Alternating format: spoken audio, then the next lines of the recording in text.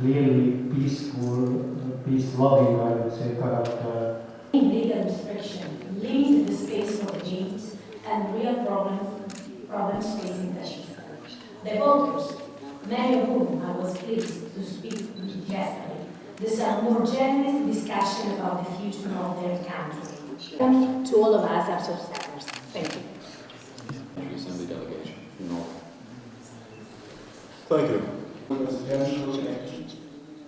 Prior to it today, cooperation during the mission.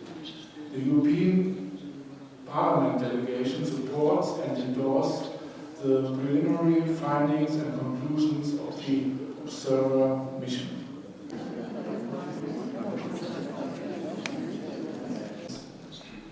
We familiarize ourselves with your legal institutions. In another half month to observe how. Another structural element of shortcoming is that the election authorities and the district commissions, together with the local authorities, are building up the actual vote counting commissions, the political affiliation of the members of which remain unknown.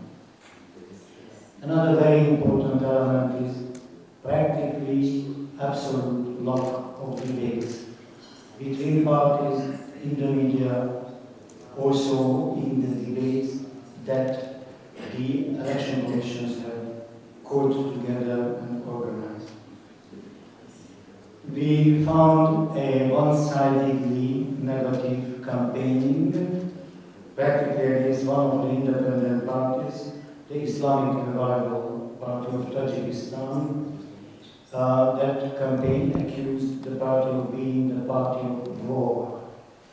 And they replied that the party tried to stress about its peaceful aims, was not covered in the media, and their campaign materials stressing that message were practically banned from distribution.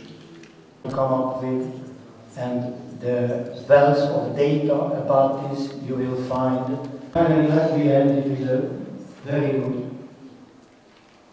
paper of Israel, and in my memory of